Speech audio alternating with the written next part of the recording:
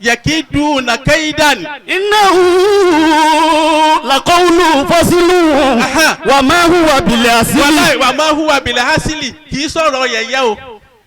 bàbá ọlọ́nkẹ́mi ní tó bá mú wa fi wọ́n sẹ́gbẹ́ kan tá kí wọn tá wá kíyàn tá a fi bàbá wa gbà aláàánú ayé alánàsí ayé bàbá amadipo lẹ̀ tá a bá fi wọ́n lẹ̀ tá a bá fi kíyàn àwọn náà ní àmọ́ kí ó ń tọ̀ wò. wa ma huwa bil asili. wàláì kì í sọ̀rọ̀ yẹ̀yẹ́. innahu yakiduna kaidan fakidu kaidan famahilil kafirina amhilhum ruwaida. a'udhu billahi minash shaitanir rajim.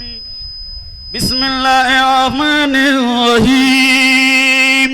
gbogbo àwa kọmitì káwábì kan farapamọ́ sí díẹ̀ náà. ya ila alikaoni ya mutil ata. àwa tá à ń kámẹ́rà ẹ jẹ́ káwọn èèyàn orí náà kumbi díẹ̀. meyikudi amisha timilida. ọlọ́run ọba tó ní iṣẹ́ rẹ̀ lọ́dọ̀. yàtúkọ̀ yìí bùnà ọjà rọ̀bànà. gbogbo ntí bàbá wa Mekudi wọ́n bá sọ ní babalẹ́kẹta àbídá kàmíṣà lílímàlà. tí wọ́n ń béèrè lọ́dọ̀ rẹ̀ ọlọ́run ọlọ́run àwọn ọba ṣàṣẹ fún wa. meyikudi lórí limarikasi. bàbá wa Mekudi oríṣiríṣi àkíwá ọmọ Marikasi ọmọ bàbá wa Lágége. ìnáwó ti bùlí ànámi láwùjáyí. ẹni tọ́lọ́run ti fẹ́ ni wá táyé fẹ́ ni wá. sulimasi alili mustapha. ẹni ọlọ́run gbà fún ni wá. wàhání kuliwaji fọkọrù limarikasi. ọmọ bàbá wa Lágége. nasi ilá nàjìlíwùlá. ìsìbàwù ṣèyíkìlì lórí ilẹ̀ àbíbí. ẹni ọlọ́run fi ọ̀rọ̀ ọlọ́run rán. Tuli ribani nikiri suliwara wakime ikudi minali usadiya ọbana bili asimi limosoba wabibari amaniyasi likaolabi mabawuli ribani anna lalimona wabibalo sambo akata usuni. Lili ayi oyifu wajida rabi sheikile abikori yilibile adamu liyimulaki aogun to be roha aoridu zamani babole aribi ọlọ́run fililimi lọlẹ̀ bahari tọ̀nà obi meyikuri wàlá tún sùdìbìrì. Batuli asirasi yàrá basama yàrá seyigi sọ̀rọ̀ lọ́sọ̀lẹ̀. Sẹ́jìlú abidili kọ́dìrí ti olèmàlà. Bàbá olówó alábàálẹ̀ alámi. Bàbá olówó alábàálẹ̀ alámi. Sẹ́ni gbogbo ọ̀nà bíjà ìbò tàbọ̀. Wasalatulahi liliyadi basi ajarati fi bọ́lá kí sàmúsọdọ. Ajarati fi bọ́lá kí sàmúsọdọ. Bisimilahi ilé ilafi. Bisimilahi rahman rahim ilé ilafi Quraysh ilafi. Ọlọ́run sọ Mekudi. Ọlọ́run sọ Mekudi. Ọlọ́run sọ Mekudi. Mọ̀dàsíwò aláwọ̀sáwò gbogbo. Mọ̀dàsíwò aláwọ̀sáwò gbogbo.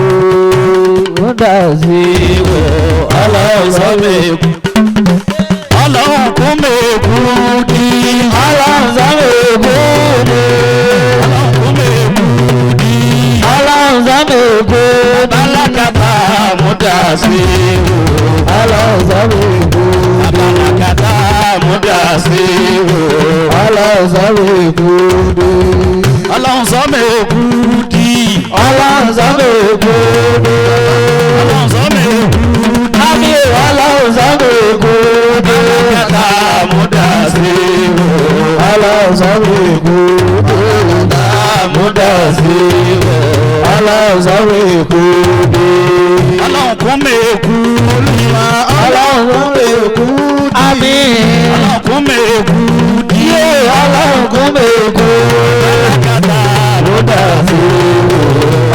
sọ́mi kú ní. Sàgbàkú kó má sàárẹ̀.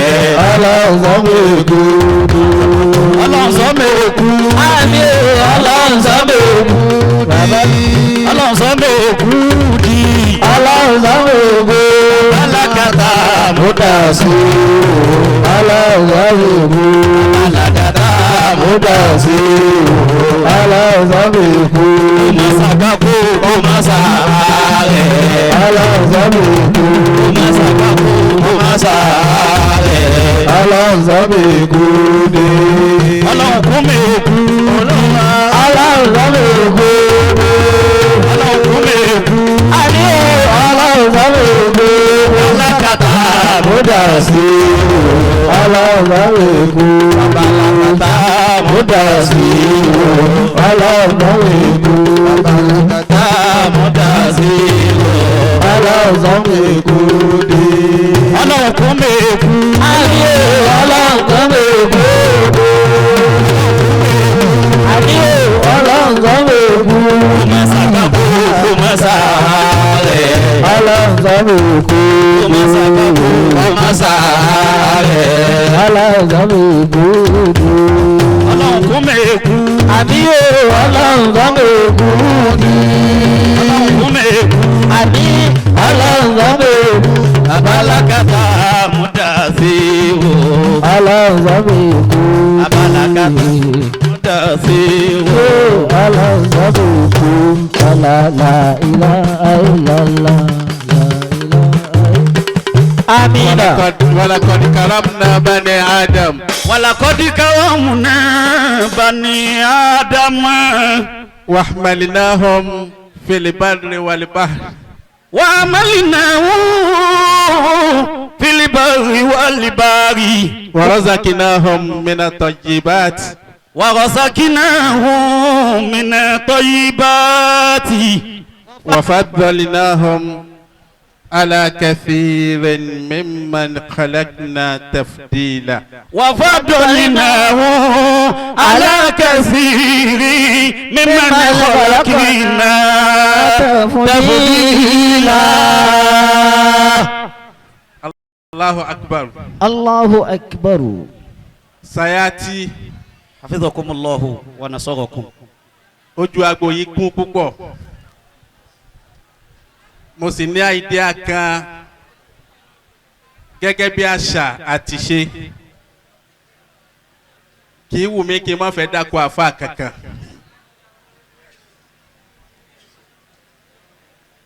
àmọ́ gbogbo àwọn àfa wa látẹ̀rí al-marhum Sheikh Adam. rahimahullahu rahmatan wasi'a. bàbá wa gbà Sheikh Kamaluddin al-Adabi. rahimahullahu rahmatan wasi'a. bàbá wa gbà Lágbàjì. rahimahullahu rahmatan wasi'a. bàbá wa Gbarigidoma.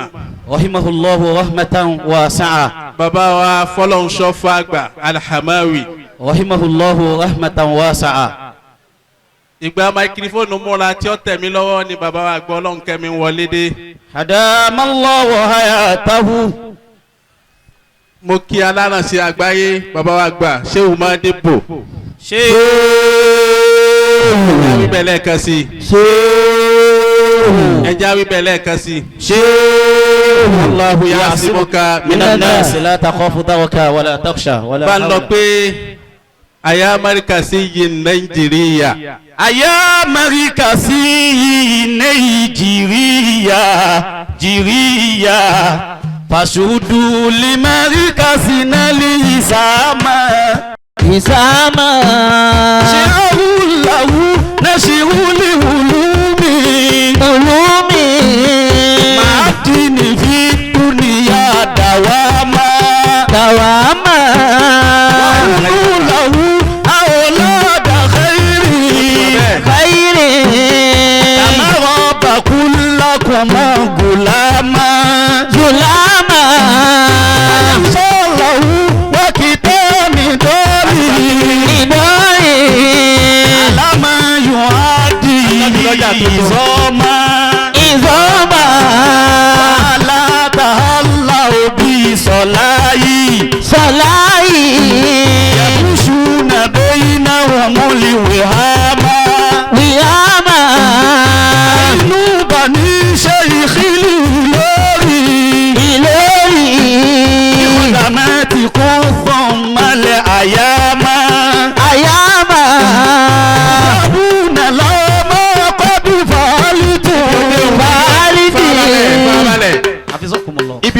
wípé tusabuna lauman qad fa'alitum yàní wọ́n máa sàwọn kan lẹ́sàn iṣẹ́ dáadáa tí wọ́n ṣe bọ́lọ̀ ti ń san bàbá wa Fálímì lẹ́sàn gbogbo dáadáa tí wọ́n ṣe.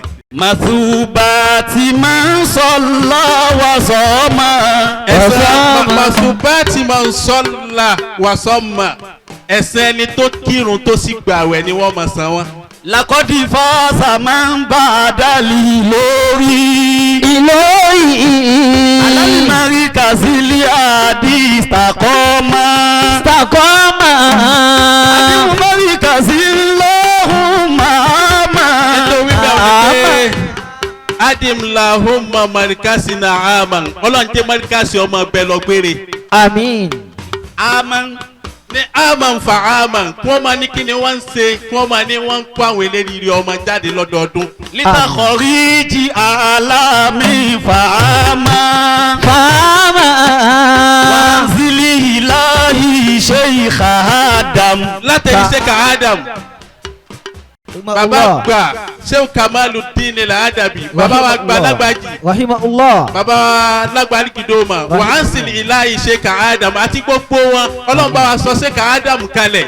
Bí alali makoma ti buti sama. ibo ni kọ́kọ́ wọn kalẹ̀ sí alal makomat àyè tó ga jù láyé ibtisama kí bàbá mọ wá rẹ́rìn musẹ́ bọ́lọ̀ ń tẹ́wọ́ gbàsẹ́ mi. Àmín. Akudusu kodis. àgbàgbé àwọn òbí wọn méjèèjì. Kodis. Akudusu kodis walideyi. Ìdèyí. Wàhábìjàmù àhómi ká sàlámà. Sàlámà. Aláìmúsí tọ̀fọ́ àsìká sọ̀láàtì. Sàlátì. Wàtẹ̀sílìmì khálìkìnà khìtàmà. Khìtàmà. Kìyàmà lìmárì Kásínà kìyàmà. Kìyàmà. Lìwà. Yàdé alúlíwọ̀n mọ́lìyàtàmà. Yàtàmà. Ìlànàrí kàsílà ìmàáká. dákẹ́ má jẹ́ ń dára kàfàrà. Ayakumullah. ṣé wàá lì mí dìde ẹ dákun torí ọlọ́run ibẹ̀ ó ti dàbí awídé yìí náà níbi afẹ́ wí náà nù ẹ dákun torí ọlọ́run ẹ jòkó ẹ dákun torí ọlọ́run ẹ dákun torí ọlọ́run ọlọ́run járí bàbá wa Sheikh Alimi pẹ́. Àmín. bàbá Sheikh Alimi náà nífi kí gbogbo tí ń jẹ́ àfa bá ní amadibo basamu wa amunon. Amadibo basamu wa amunu. Wà á múnú. Amadibo basamu wa amunu. Wà á múnú. Jasilu madada wami. Dàwámi. Jasilu madada wami. Dàwámi. Dawami. bisimilahi suratal Quraish fún bàbá wa ọba ìlú Ìlọrin bàbá wa Sheikh Madibo. ìlàkọ̀ẹ́jà wíbẹ̀ lẹ́ẹ̀kan sí i. Ṣéèwù. ìjà tún wíbẹ̀ lẹ́ẹ̀kan sí i. Ṣéèwù. bisimilahi rahmani rahim. الرحيم لإيلاف قريش إيلافهم رحلة الشتاء والصيف فليعبدوا رب هذا البيت الذي أطعمه من جوع وآمنه من خوف. آمين. bàbá wa afágbà bàbá wa ọlọ́nkẹ́mi aládẹ̀mí هدام الله حياته. ẹ kú àlọ́bọ̀ ṣé dáadáa lẹ́dẹ́ anabi ńkọ́ Madina ọlọ́run jẹ́ ma wà dáadáa. آمين. akí bàbá wa Jarullah ẹ ní ma padà sí aburú anabi lọ́jà tuntun العلماء ìfẹ́ má lọ bẹ̀rù bẹ́ẹ̀ ni anabi lọ́jà tuntun. في كل آل لهم فضل عظيم. àwọn àfáà náà ni wọ́n jókòó yìí malami kama mínísítà العلماء Alibagawi في كل آل لهم فضل عظيم. ẹ dákun ẹ má bínú nítorí ọlọ́run ẹ̀yin àfáà mi tí ẹ má bò ní màá ti kí yín ẹ foríjì mi nítorí ọlọ́run. في خروجهم لطلب العلم. mo ní mẹ́sẹ̀gì kékeré kan tí mo fẹ́ paasi láàyè yìí kí n bá lè rí ọ̀nà lọ́bẹ̀. a ní àlejò tuntun túláàsì nìyẹn bàbá mi àgbà Shehu Madibo tán fi kọ́ wa náà ní ká pọ́n àlejò lé ní ìgbà tó kù ọdún 14 tí Sheikh Ibrahim Niyas radiyallahu ta'ala anhu tí wọ́n fàyè lẹ̀ wọ́n wá lọ sí Masari. Ìgbà tí wọ́n dé Masari, Ahmadu Tayyib wọ́n wá ti Shehu síwájú torí pé wọ́n ti gbọ́ lọ́yìn pé Sheikh Ibrahim pàdé Abdulaziz Ibn Baz radiyallahu ta'ala anhu ní Madina. Ó sì ní tó bá Shehu sọ, Shehu fi ẹ̀yìn rẹ̀ lélẹ̀. Ó ní wala nunkiru bi annaka alimun jalilun. Ó sọ bẹ́ẹ̀ fún Shehu, ó ní àkọ́ àsìgbà pé onímọ̀ àgbà ni ọ́. Amma walakin itibatika tariqati tijaniyya khata'un kabirun li'annaha kufrun wa dalalun wa bid'atun. Ọlọ́run dákun bí tí máa rí fọ́mọ ológo nù bàbá wa Ọlọ́run kẹ́mi náà wí bẹ́ẹ̀. Allah. Bẹ́ẹ̀ ni ìmọ̀bà ajé túmọ̀ bí ìṣẹ́jú mẹ́wàá lẹ fún mi ṣe ti rí èmi kọ́ o ìsì pàṣẹ mẹ́sẹ̀jì mi láàyè yìí. qul ud'uni astajib lakum qul ud'uni astajib lakum. Allahu akbar. innal ladhina yastakbiruna an ibadati Má bọ̀. sayadkhuluna jahannama dakirin. Masha Allah. sayadkhuluna jahannama dakirin. Àṣírí èyí tó dá ni pé àfọ Ọlọ́run dákun nìkan ni ẹ mú jòkó kí gbogbo jàmọ́ yòókù lọ jòkó. qul ud'uni astajib lakum. Ẹ jàmọ́ yòókù ayọ̀ǹda yín. Ẹ dákun innal tó lọ́lọ́. ladhina yastakbiruna an ibadati Àfọ Ọlọ́run dákun. sayadkhuluna Bá pé fáàbù pé Ọlọ́run dákun dákun dákun dákun. Ọlọ́run dákun dákun dákun dákun dákun dákun dákun dákun dákun. Ọlọ́run dákun dákun. Ọlọ́run dákun dákun dákun. Ọlọ́run dákun bùnmi lówó. Ọlọ́run dákun dákun dákun. Ọlọ́run dákun bùnmi lọ́mọ. Ọlọ́run dákun dákun dákun. Ọlọ́run dákun bùnmi ní mímọ́. Ọlọ́run dákun dákun. Ọlọ́run dákun bùnmi lọ́mọ. Ọlọ́run dákun dákun dákun. Ọlọ́run dákun bùnmi lọ́mọ. Ọlọ́run dákun jẹ́ kí n kọ́lé. Ọlọ́run dákun jẹ́ kí n ra mọ́tò. Ọlọ́run dákun dákun dákun. Ọlọ́run dákun jẹ́ kí n bímọ. Ọlọ́run dákun jẹ́ kí n lówó. Ọlọ́run dákun dákun dákun. Ọlọ́run dákun dákun dákun dákun dákun. Ẹ ṣeun ọlọ́wọ́ jẹ́ ẹ̀mọ́ wa dáadáa ẹ jọ̀kọ́ nítorí ànábì ẹ jọ̀kọ́ nítorí ànábì ẹ jọ̀kọ́ nítorí ànábì. Yakumullah. Ó ní wàlá nunkiru bí annaka alimun jalilun Allah. walakin itibatika li tariqati tijaniyya khata'un kabirun li annaha kufurun wa bid'atun wa dalalun. Ó wí bẹ́ẹ̀.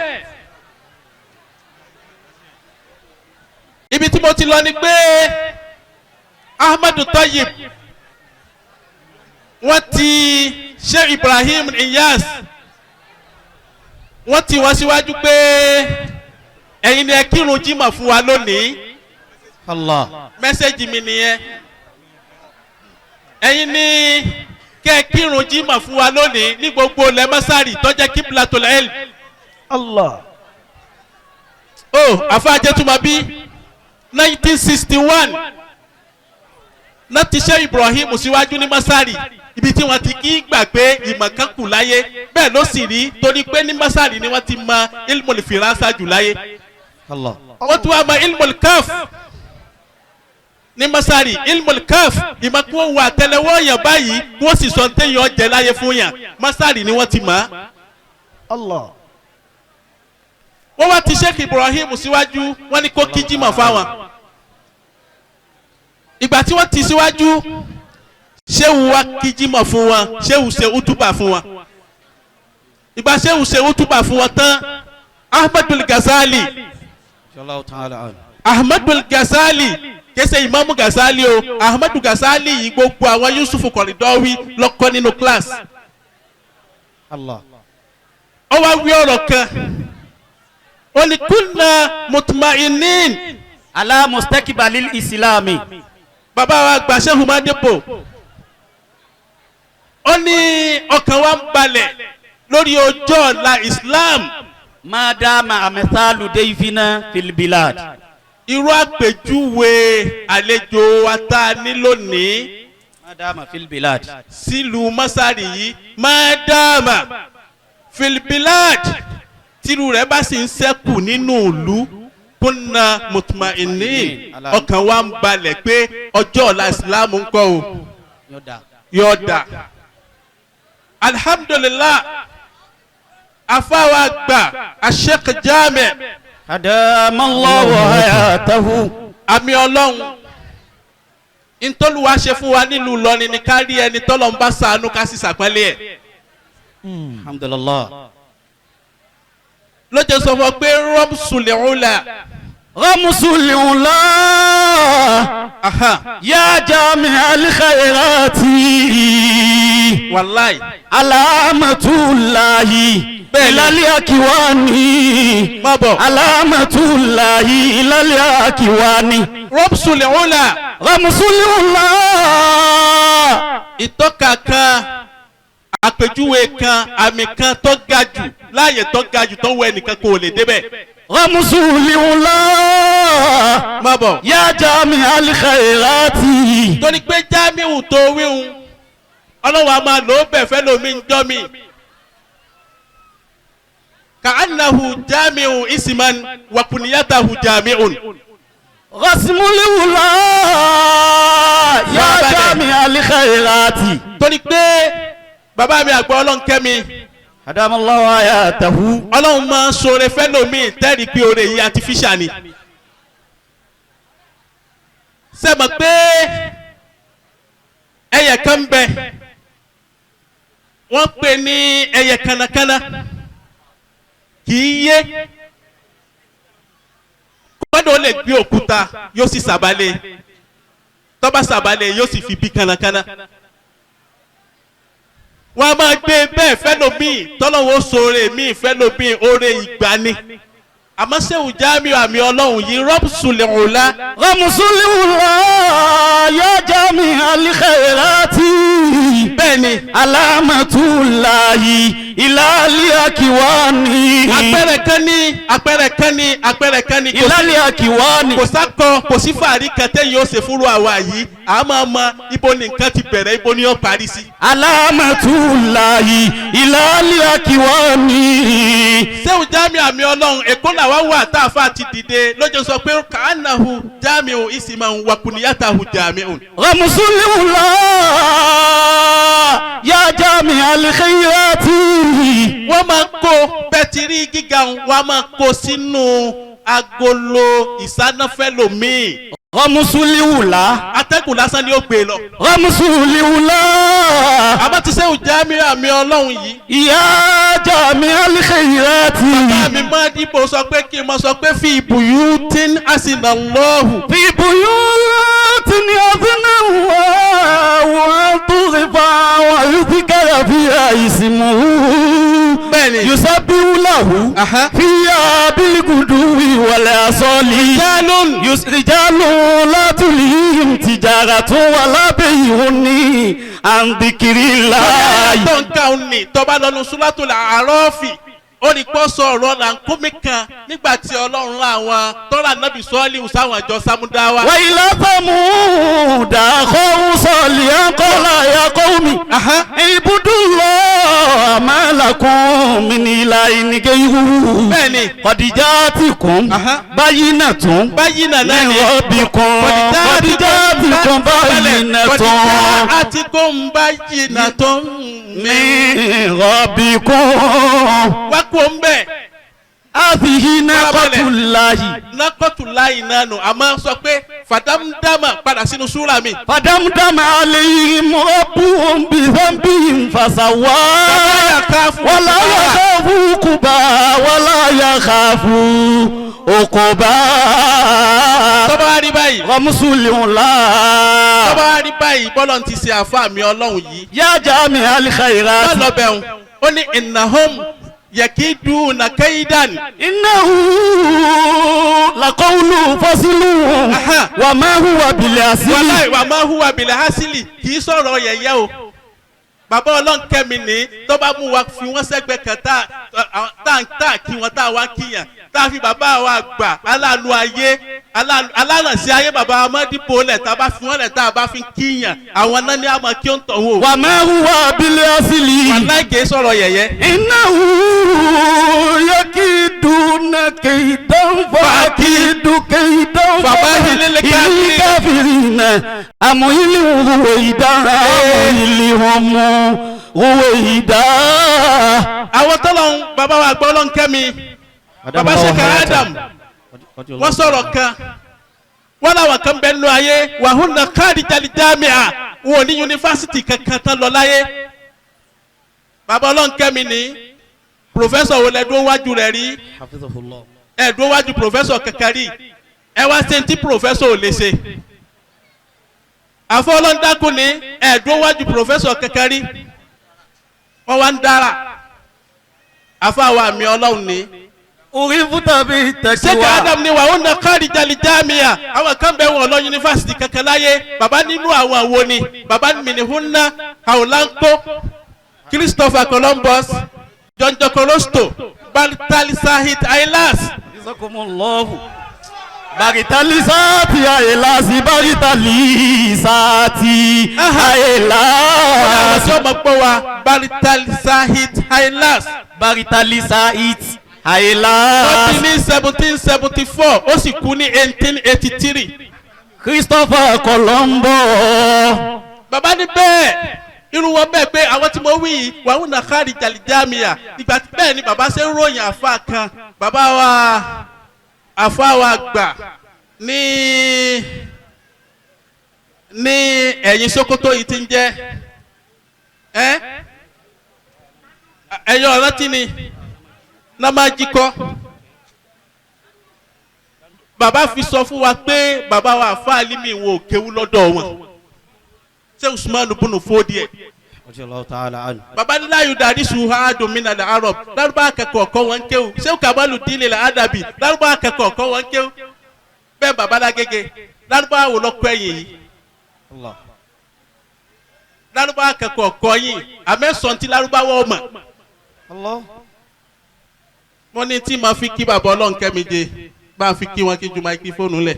Lakodila hasitu rahimu liwaro wa neema rahimu sabilu liula. Bẹ́ẹ̀ni Bina shiri lihuda wa ilimi libabi dunili miro. bẹ́ẹ̀ni Yohadibutu labawu daima.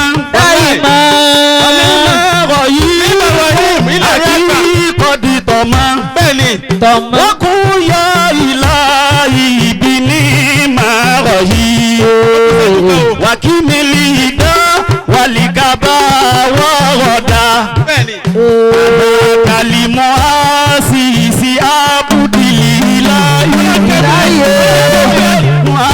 asisi abudililahi. àwọn tí sọ gbọ́ ẹ o alikọ́lọ̀ mi kàṣàkàlmọ́ á sí abu Dili ilahi Ọlọ́hun kẹ́mi àjíṣàn Ọlọ́hun kẹ́mi àjíṣàn Ọlọ́hun kẹ́mi àjíṣàn àrọ́bà sàmà bẹ́ẹ̀ni Ọlọ́hun kẹ́mi náà mọ̀ sínú làófà yìí orí fún ní àdúgbò wà bá rúnàdá Bẹ́ẹ̀ni.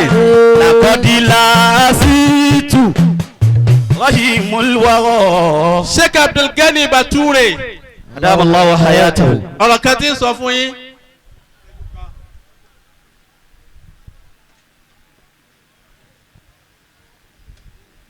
ọlọ́run yọ yín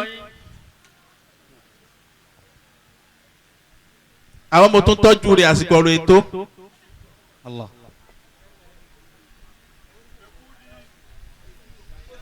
ṣé Usman bunu Fodiẹ radiyallahu ta'ala anhu. ìgbà tí wọ́n kú khalifa wọn tafula lifa àwọn ọ̀tá wọ́n wá kọ lẹ́tà sí pé bisimilahi rahman rahim alif fatiha mẹ́sẹ̀jì bàbá Madibo ni ń wí fún yín nù mádàbà túlẹ̀ láàmú wọ́n kọ lẹ́tà sí pé bisimilahi rahman rahim alif fatiha ó wá gbé dictionary ó wò túmọ̀ alif fatiha ó gọ́gù rẹ̀ kò rí ìdààmú wa bá a fa oṣù kínní oṣù kejì àfa ń gbẹ bẹ́ẹ̀ la fa ń rù ẹ̀jà fa ń gbóná pé alif fatiha kí ni túmọ̀ ẹ̀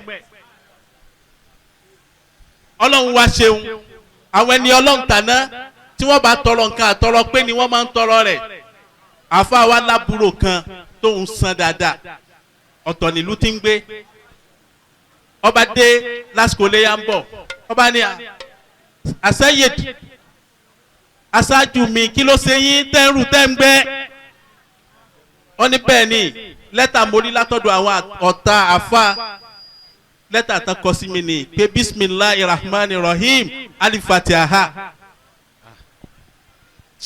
àbúrò ní sí ojú bá ń lọ ó ní bẹ́ẹ̀ ni ó ní kọ́ ọmọ kéwù kó mú báyìí rà tìwé wá gbà tí ó mú báyìí rà tìwé dé òun náà bá ní á da ìsì padà fún wọn bisimilahi rahman rahim alif kẹsùrọ̀ i òun náà bá dá padà fún wọn gbà tí ètò ọjọ́ méjì náà bá kọ lẹ́tà padà pé mazani ilé yín ti dé táwùsá bá pè yọ mazani dátìjò kai mai hankali yana ganewa mara hankali baya ganewa àwọn kan bẹ sẹ́ẹ̀tì yín bẹ́ẹ̀ ti rí yìí àní ò sí ń bẹ̀ wò ní géèyàn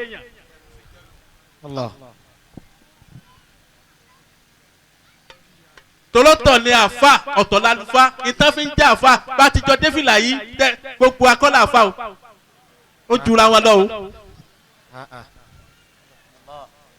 ìtumọ̀ rẹ̀ ni pé alif kẹsùrọ̀ yìí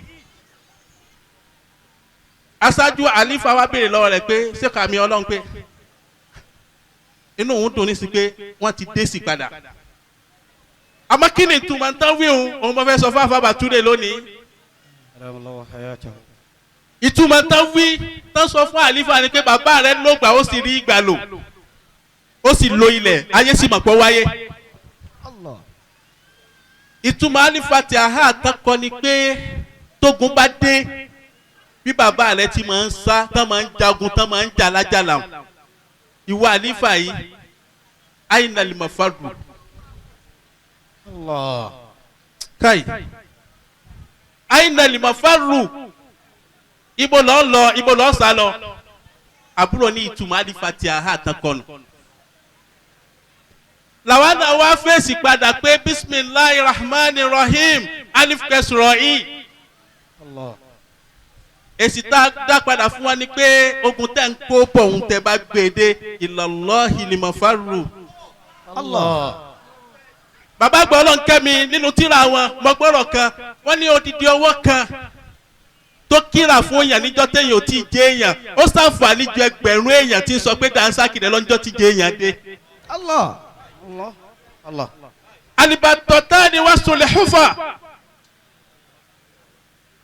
subhana rabbika. balikita hiya ti lili be kudi. ẹ ṣeun aki ajiwa mudafir fadilatu sheikh mudafir mekudi babalakata. ẹjọ. bàbá wa gbọ́ ọlọ́nkẹ́mi wọ́n ní ká má bínú